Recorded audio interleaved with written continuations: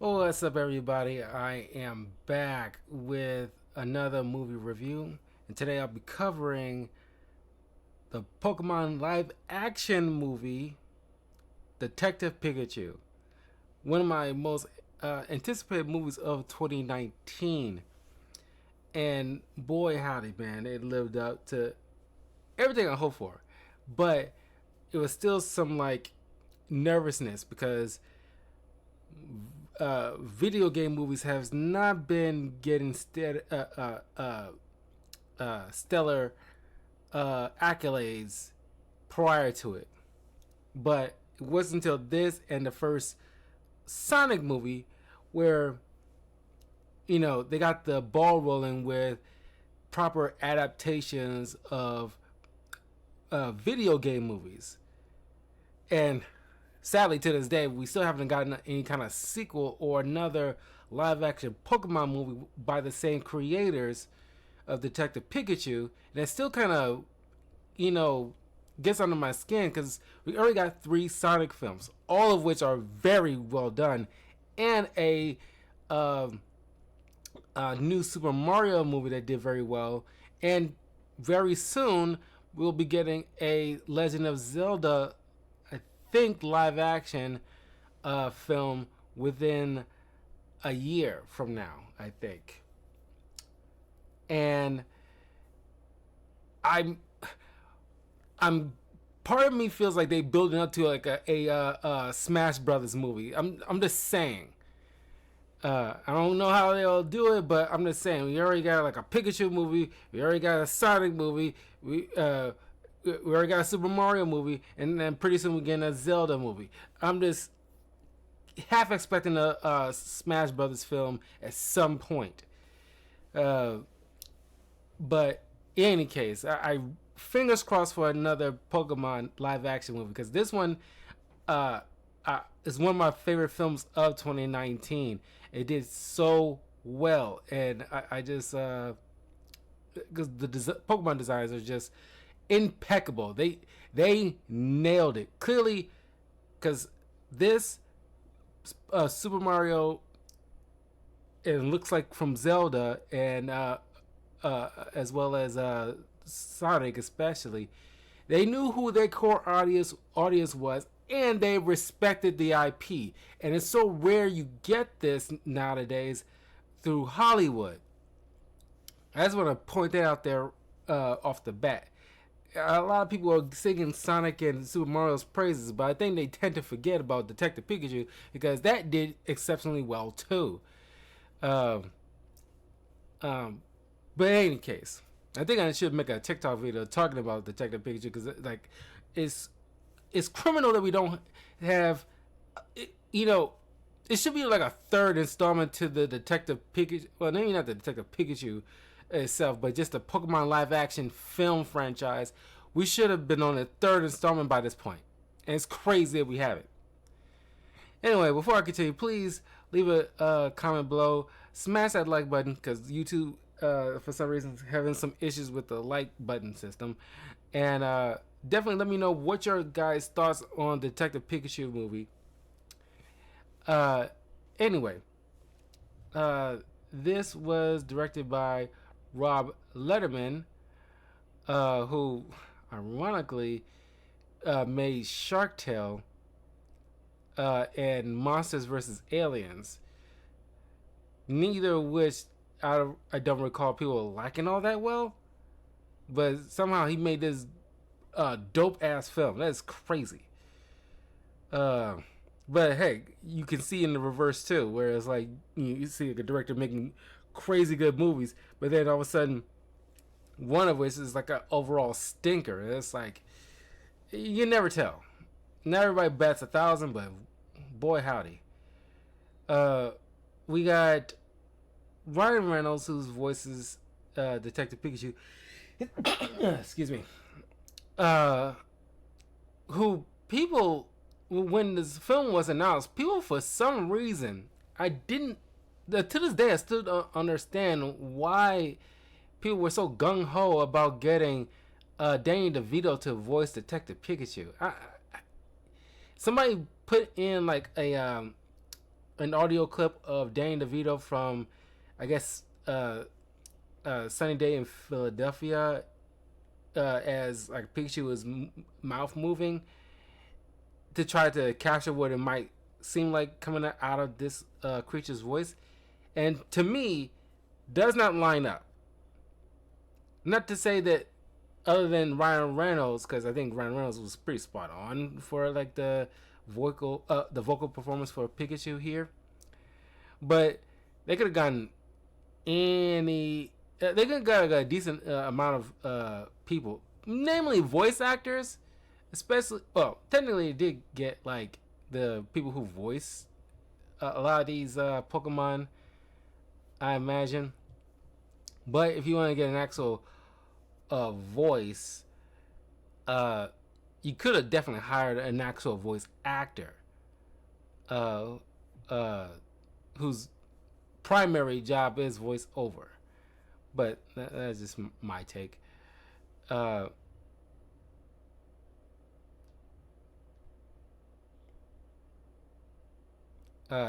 we got Iku Otani, who provides the normal Pika Pika voice for Pikachu, uh, and she used from the anime and the games. Uh, uh, we got Justice Smith, who you might remember from, because how I was first introduced to him in the Jurassic Park, uh, one of those Jurassic Park films. Uh,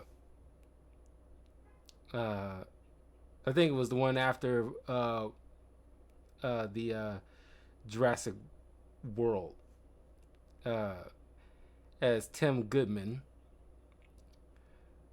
Uh, Catherine Newton as Lucy Stevens, Suki Waterhouse as Miss Newman, uh, Omar Chaparro as Sebastian. You might remember him as. Oh, sorry, no, I'm confusing somebody else. Uh, uh, uh, Chris Gere as Roger Clifford, Ken Watanabe as Lieutenant Haido Yoshida, Bill Nye as Howard Clifford. It's amazing how they got Bill Nye to be a part of a.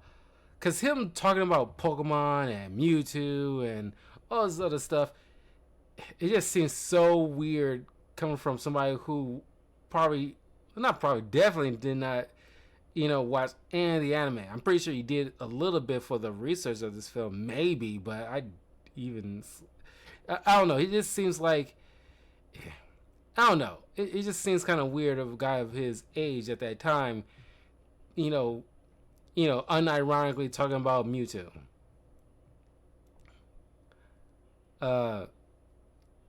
Karen Sony as Jack, Tim's friend, who you might recall being Bill Pender from the Deadpool films. Because, of course, he's best friends with Ryan Reynolds, so, of course, he gets, like, I don't want to say easy work, but definitely get like, a bone thrown. No pun intended with the Cubone scene. Uh, uh, anyway. So, we're introduced to Tim, who is.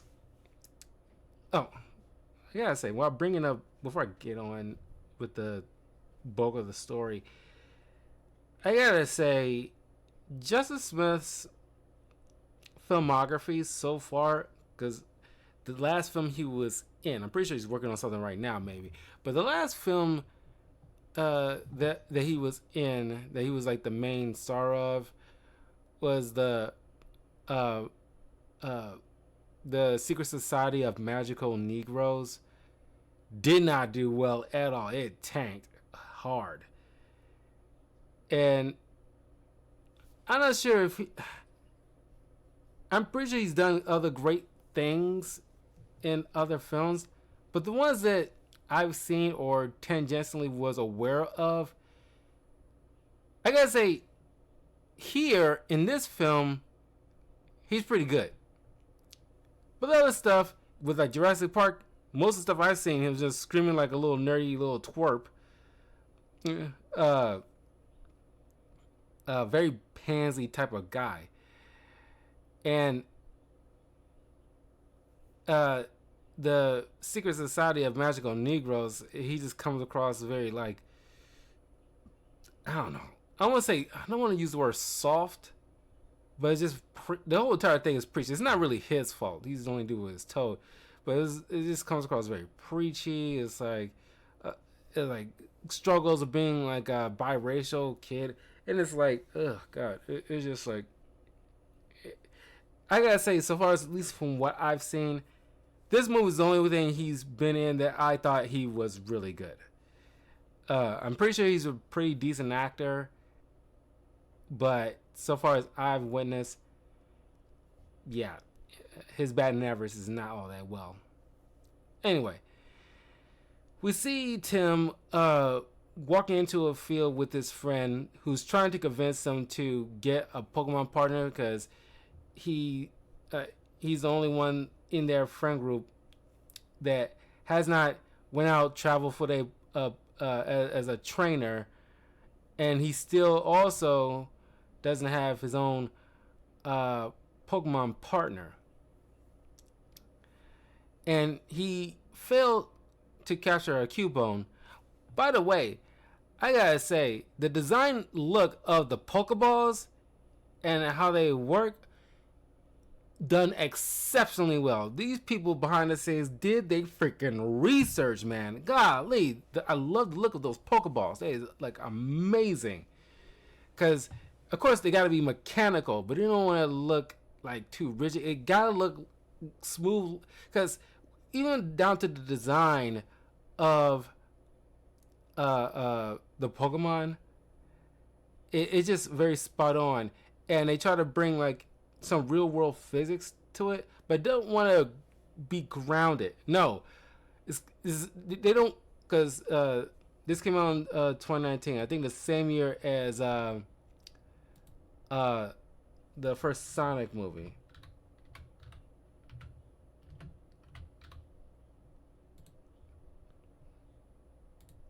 Let me see. The first Sonic. No, it came out a year before the Sonic movie. However, the trailers, because it was around the time when the very first trailer of the Sonic movie came out with that ugly Sonic thing, and so they had to correct that to make, yeah, people will accept the because we know what Sonic looked like. It has to look like Sonic. We know what these Pokemon look like. They have to still look like those Pokemon.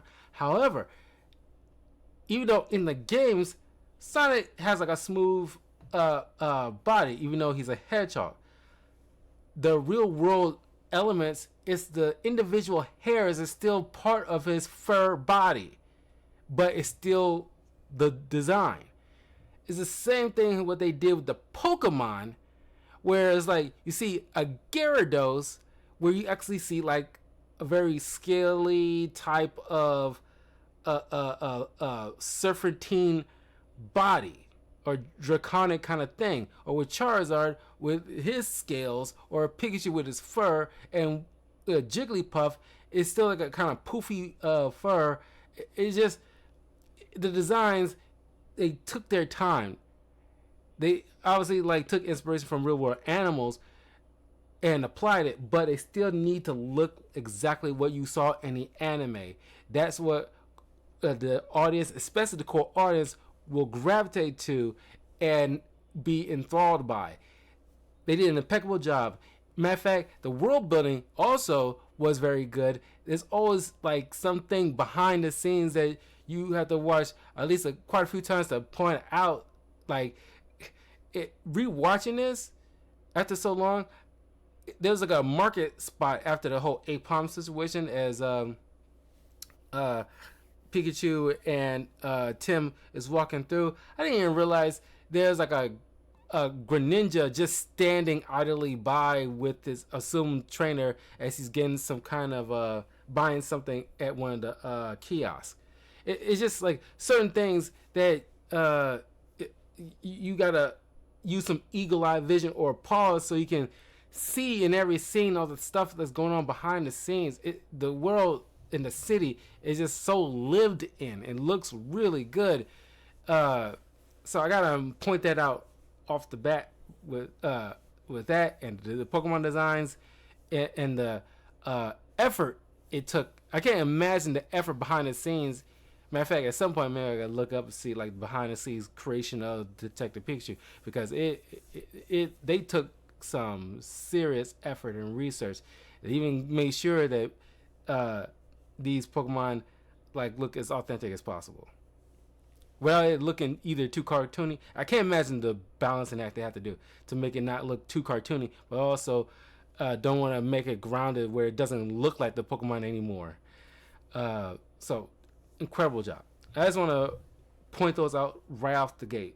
Anyway, and they managed to, throw in like little Pokemon facts here, like Tim trying to, after getting convinced by his friend to go and capture this Cubone, he throw in that little info here.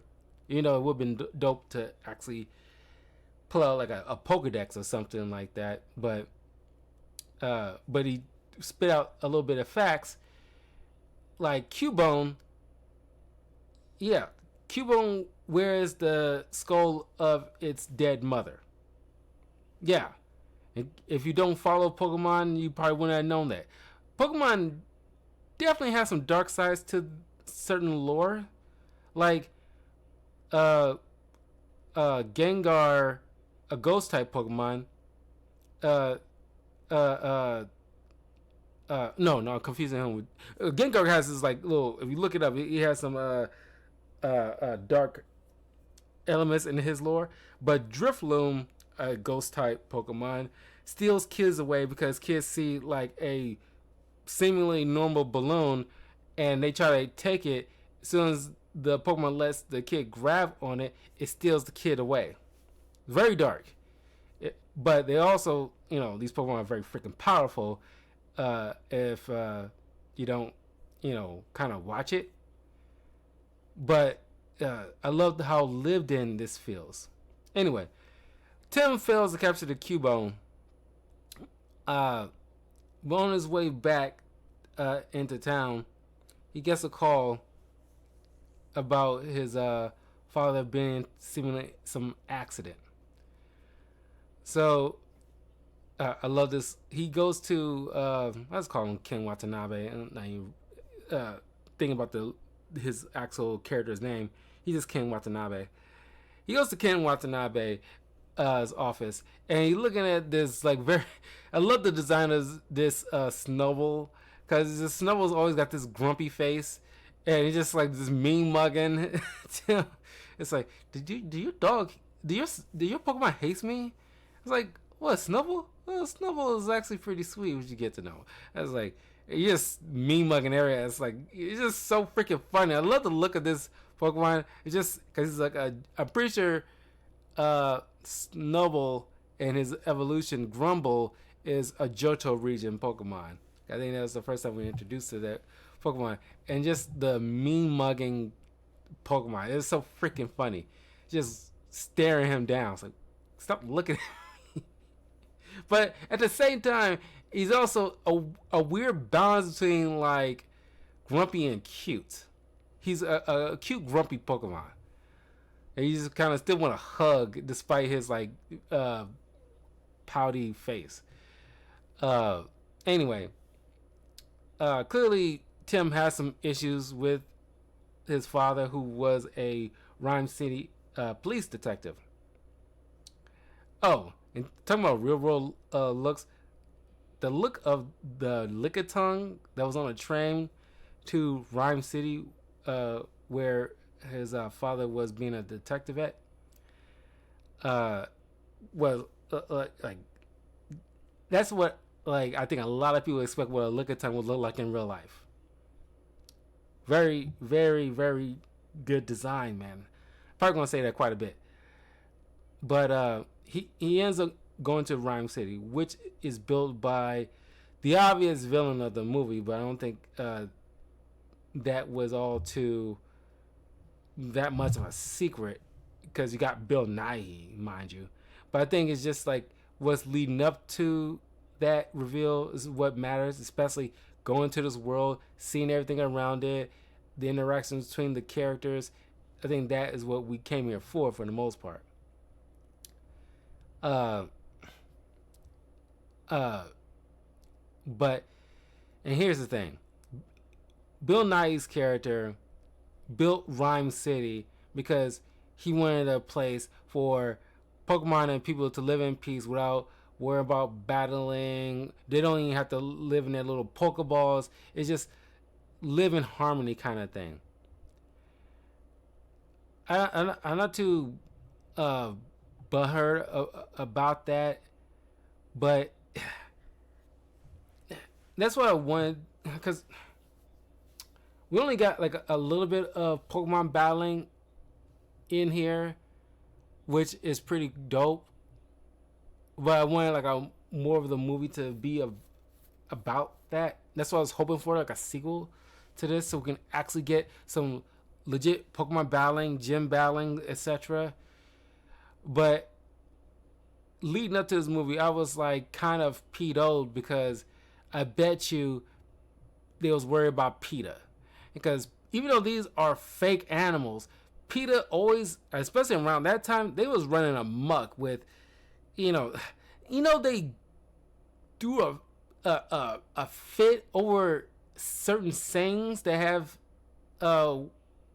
animal names to them, like you can't say choking a chicken or uh, milking a dead horse. Not milking like you're kicking it, you're beating a dead horse. You can't use those things. They threw a fit over just common sayings. So the worry at that time for most people was like, oh, we can't actually have Pokemon battles because they're gonna throw a fit thinking like, oh, it's gonna be like a big thing with them, even though they're not real.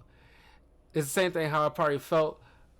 I think most people, I don't know how many people actually felt. It definitely was on my mind with a Cruella movie because Cruella, well known, the live action Cruella film, well known character to skin animals to make fur coats out of or clothing in general out of. They can't have that because probably Peter is going to be a little bit perturbed by that. Even though this is a villain, he's going to do things that of course, you should not like. But that's the whole point of the character. It's like you're going to talk about a movie about a serial killer, but don't have them doing any killing because you're afraid how certain people might get triggered because they probably lost somebody due to a killer. It's just like it's like people are too sensitive nowadays. And I was like, God, that's why I wanted like a sequel to this because I want to actually have some legit Pokemon battles. And that's probably like my biggest gripe with the film because I don't have that many gripes with this film, but that's the biggest one. At least for me. Anyway, after collecting the personal effects, the personal items from the police station, Tim goes to his father's apartment to look after his stuff. That's where he bumps into Lucy, the reporter, who's pretty much like the wannabe April O'Neil of the film. And thank God she wasn't no girl boss. She was like a legit character. And a character that is like fun to just see in her, because her and Tim, their chemistry is great. She has a little side duck with her, so she got a little, so there's a bit of like the Misty vibes in this. He's the pseudo Misty here. And once again, little info dump about certain Pokemon characters like Psyduck, who is a psychic type, a psychic water type, but the detriment with being like a powerful psychic, with at least with Psyduck, comes with a powerful, like a banging headache. So you kind of want to keep this Pokemon stress free. Otherwise, it's pretty much like a psychic bomb going off. Uh, so you gotta be very careful around Psyducks. At least until they evolve into Golducks, and you don't have to worry about that no more. They got better control. Uh, so she tried to get answers from Tim, thinking that she she's on a lead to something, but she feels like it has something to do with Tim, but he doesn't know anything. So she's not like she's trying to be a reporter, but she's just a glorified intern, pretty much. And her job is just like doing columns about cute Pokemon, where she doesn't find it very thrilling because it's just like a thing to kind of give her something to do. Because yeah, sure, they're all cute. It's not really, newsworthy. She wants to do real reporting, so she's taking an opportunity to be like get on this story. This is like a career maker for her. So while Tim goes up to the apartment, he reminisces about his mom and why he has no kind of relationship with his father, or a shaky relationship with his father, because I guess he kind of blames him for the passing of his mom, who died of a sickness kind of thing. That's where he sees this Pikachu with a detective's hat on, and he hears what he legit is saying. And so, to their surprise, but also while they're in the middle of that, because earlier Tim finds this vial of R, this purple smoke that in his vials that he accidentally opened, which the gas spilling out into the open window, which set off some Apom, which goes psycho and start attacking. Which started to attack him and Pikachu as they run to the roof and down to the street. The effects of that smoke kind of wear off. So him and Pikachu decides to have a chat, and he starts to let Tim know his theories about his father might still be alive, because the report claims that both him and his Pokemon died in that car accident on the bridge, but A, there's no body, and B, I'm alive, so what makes you think that he probably isn't dead either? There's something more to this story. So they started running an investigation and following up with Lucy, who informs them that there's got to be some kind of informant that Tim's father had that led him on this creation of this R, and who's causes Pokemon to go wild. So they go to the this docks area, and they find a Mr. Mime. And this part is the funniest part of the entire film, where Mr. Mime, just like in the anime, is just miming everything. And he's trying to do the whole getaway thing on a little fake motorcycle. And they end up capturing him, and he locks himself in a box. And so Tim decides to play along and pretends to, he's miming, putting gasoline on him. And the whole entire sequence is hilarious. And he decides to give him info, but he has to mime it. So he had to guess, and it kind of frustrates Pikachu, where it's like, just tell us, you stupid mime! It's so good. But they inform about a doctor Oh no, Doctor. That's later. It'll form about like this guy in a secret underground like Pokemon battling arena, kind of like a cockfighting ring, but for Pokemon. Because Rhyme City has like a no Pokemon battling type of rule, like it's one of the biggest rules they have there because it's supposed to be living in harmony. But we get at least a taste of Pokemon battling. We see like a Gengar fighting a Blastoise. Uh, that's when as they're there, uh, they get spotted by one of the hosts. This uh, dude dressed in like just like a no shirt but a giant like weird coat. Uh, Played by uh, Omar Shapiro or Chaparro, and uh, this guy was weird, but uh, he sees his Pikachu. He recognized the Pikachu, but because Pikachu has amnesia about what happened to the father and what they was investigating, they pretty much got to retrace their steps. But the guy recognized the Pikachu and through some kind of previous confrontation, scarred his Charizard and singed his coat. And so, since he had some information for them, he challenged them to a Pokemon battle between the Pikachu and his Charizard. And in the throes of the amnesia, coincidentally, he forgot how to use his electrical attacks. And I love the comment from Pikachu about like since when you become like a Pokemon trainer all of a sudden, because he wanted to be a Pokemon trainer. Clearly, he had some level of knowledge because you see in this room he had the Pokemon cards, the trophies, posters, all that stuff. He clearly wanted to be a Pokemon trainer, but had a falling out with that passion. But he still carried that knowledge with him, so he knows all Pikachu kind of moves like Volt Tackle, uh, uh, Quick Attack, Iron Tail, etc. Thunder, Thunderbolt. But he can't do any of those moves.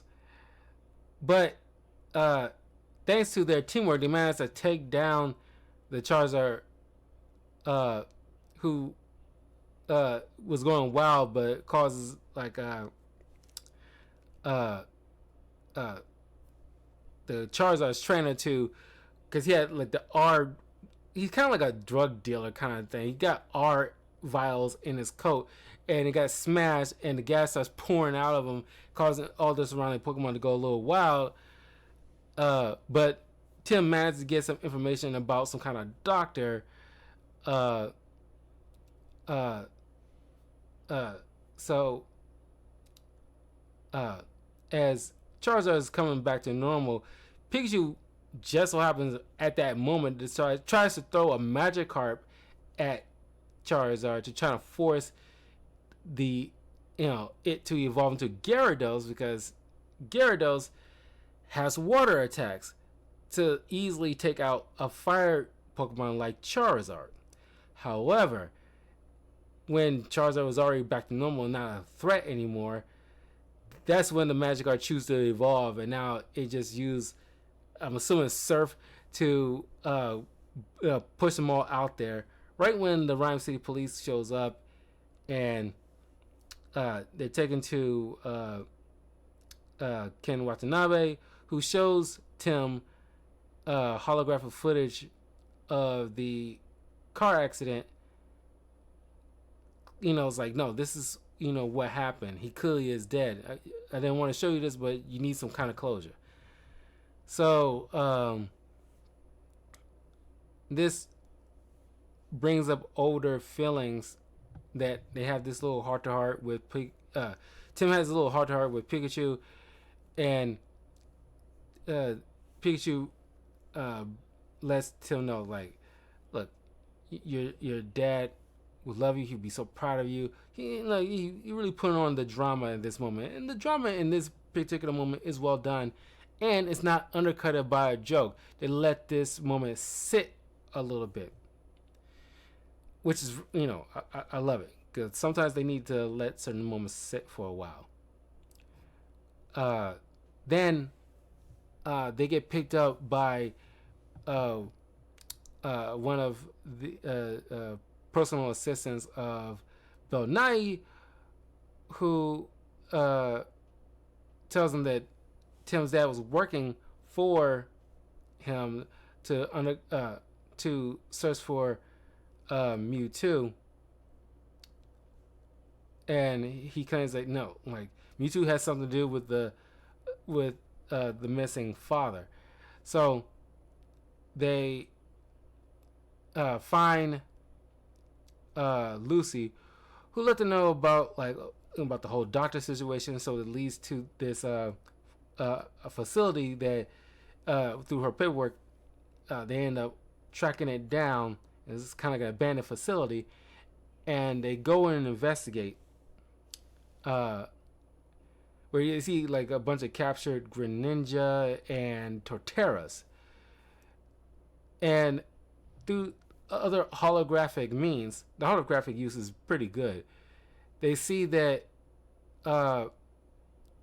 Mewtwo destroyed the facility. Not only that, attacked Tim's father's vehicle and seemingly causing it to crash, winding it a little bit further back to a certain point. It seems that Tim's dad was working for these seemingly bad guys and causing Mewtwo to attack them in revenge. So now, as they are trying to find Lucy, the well, when they meet up with Bill Nye, he claims that like his son is responsible. So we see that his son is in the car, letting loose, using a computer to let loose the Greninja. They end up attacking them. They running away, and lo and behold, they're not in a normal forest. They're on giant Torterra because this place has been experimenting on Pokemon, and now they found a way to grow these Torterras to the size of mountains practically. So while escaping this entire area, and thanks to Psylocke blasting away, using the second ability to blast away those Greninja, Pikachu gets hit by a falling rock. He's injured. So thanks to some nearby Pokemon leading them to Mewtwo, who revives Pikachu. And because Mewtwo was in the middle of saying something, he got cut off when they got followed by seemingly Roger Clifford, the Bill Nye's character's son, and taken back to Rhyme City. Pikachu now having like his own existential crisis, thinking like, oh my god, I betrayed your father and you. I can't. I betrayed your father. I can't betray you too. Leave me be. So you gotta do this whole third act breakup kind of thing. So he darts off while Tim and Lucy go back to Rhyme City to try to break this news story. She's trying to find like some way to get the reporters away so she can get on the mic and try to break the story.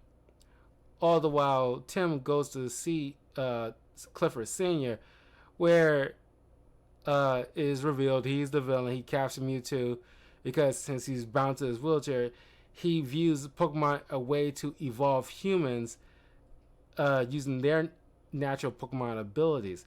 So he created this gas to put Pokemon in a crazed state because for some reason Mewtwo has the ability to fuse humans into Pokemon, but only while they're in a crazed state. And I just recently reviewed Pokemon the first movie. In that film, they gave Mewtwo like crazy time warping reversal powers at the end, and it's like, I don't know what's up with these movies where they gotta give Mewtwo these random ass powers that he does not realistically have. Uh, that part I, call cap on is they kind of threw that in just to fit it to make this gas fusion thing make sense. Uh, anyway, I think they could have maybe if, like given some time. I could think of maybe another way to get the same result without giving random ability to a Pokemon that doesn't have it. Anyway, uh, utilizing this headgear, he uh, uh, in incepted his mind inside Mewtwo. Because I half expected the mind to be switched, but his body was completely unconscious. So he just kind of took over Mewtwo altogether. Not sure why his will was so strong compared to someone like Mewtwo, but whatever. So he got the gas infused into the balloons for this major parade that he set up to cause the entire city to be gassed. Uh, Pretty much ripping off Batman 89. You can't help but think about Batman 89, and I'm pretty sure people working behind the scenes thought of Batman 89 when they put the gas in these balloons. I have expected somebody to say, "They stole my balloons." Uh, I don't know why, but the gas is released. People in the surrounding area, including Lucy and Ken Watanabe, got infused within their Pokemon partners. Tim uh, is found the real Roger, and he sees that Bill Nighy's partner Pokemon is a Ditto, who was this assistant that we randomly see from time to time. And good job, because the Ditto, because of course Ditto, when he transforms into somebody, he still got the beady eyes and the creepy smile. That's why he wears like uh, uh, the glasses to hide the beady eyes, because that's how you tell apart from the fake from the real Ditto. Uh, so ironically, he changed into a Cubone to try to cause Tim to fall off the building that he's like leaning over. But Roger comes in at the clutch, knocks the Ditto off the building and rescues Tim. But Ditto transforms to a flying Pokemon, comes crashing in and knocks Roger out. But uh, thanks to Tim managing to what did he do in order to like stop this Ditto?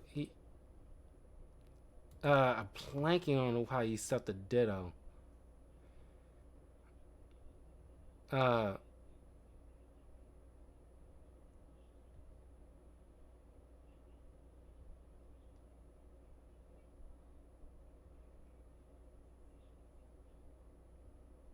uh, yeah, I'm blanking on how he defeated. He took down the Ditto, but um, then while at this is going on, Pikachu manages to show up and taps into his power so in order to take on Mewtwo slash Clifford, and you see like this awesome fight going on, but uh, Clifford as Mewtwo says like, you know, Pikachu was never a match for Mewtwo, and Pikachu's like, I wasn't expecting to beat you. I just needed to keep you preoccupied. And Tim removes the headgear to bring back uh, uh, Clifford into his real body, releasing Mewtwo, who reverses uh, the effects of the gas, putting their body back to normal. And he is as Clifford is getting arrested, and Lucy's getting her breakthrough story. Mewtwo explains to Tim and Pikachu that, you know, uh, Tim's dad wasn't a bad guy. He was actually trying to help, but they Clifford sends that Greninja that he had on Caged Up to attack him, and he was trying to help. But unfortunately, he got injured in the process. So in order to save him, I had to merge him with Pikachu, but I also had to wipe Pikachu's memory. But with one single task, find the sun and bring him back to me. So now that he did that, he puts, because Tim's dad's inside Pikachu, and that's also another issue that people have with this film, is the fact that Tim, for some reason, could not recognize his own father's voice coming through this Pikachu. That part is definitely a glaring issue. Not to say he couldn't. Obviously, it's a reason why you hired Ryan Reynolds, and obviously, once you see him in like his real body at the end of the film, you gotta, because it wouldn't make any sense. Like, oh, it's Ryan Reynolds actually the dad, but you got Pikachu sounding like, I don't know, like uh, Danny DeVito. You was like, then you start asking, why does he sound like Danny DeVito, but we see Ryan Reynolds? So it's just like, it's just one of those things. It's like, okay, you could have, at the very least, I don't know, because I think everybody pretty much knew that, the big shocker, like, especially when they introduced the whole concept of, like, fusing a human inside like a Pokemon, then people kind of picked up on, okay, clearly the dad's inside the Pikachu, that's why he couldn't find him. But it's just the whole not, at least questioning why you sound like my father kind of thing. But I guess he's a little bit more kind of like surprised that a Pikachu is talking like like a normal person. Kind of, the other thing would probably be the last thing you're thinking about. But anyway, the movie ends with Tim staying in Ryan City with his father, reconciling, and decided to take up detective work. Which, this movie is an incredible film. That was Detective Pikachu. I'm curious to know what you guys' thoughts are, because this is still like an awesome film. Highly recommend checking it out. And like I said, I probably should make a TikTok video giving my extra 2 cents about potential sequels to this, because we should be on a third installment of this franchise, because they did an incredible job of merging live action with animation with Pokemon. It's pretty much Who Framed Roger Rabbit 2.0, because it's really good, very well done, and it's a crime that we don't have more in this franchise. Anyway, I'll see you guys a little bit later. I got one more movie to review. That's the Digimon movie. So it's Digimon and Pokemon, and they've always been like head to head for a while, but Digimon kind of waned after a period, but Pokemon has always remained strong. It's only, at least in terms of the games, it's been kind of weak in the past few of them, but overall, they still maintain strength in terms of an IP. But they still love and respect for Digimon. So I'll see you guys in a little bit, and let me know, what is your favorite Pokemon, and what's your favorite scenes out of this entire film? I'm curious to know. Anyway, I'll see you guys soon. Take care.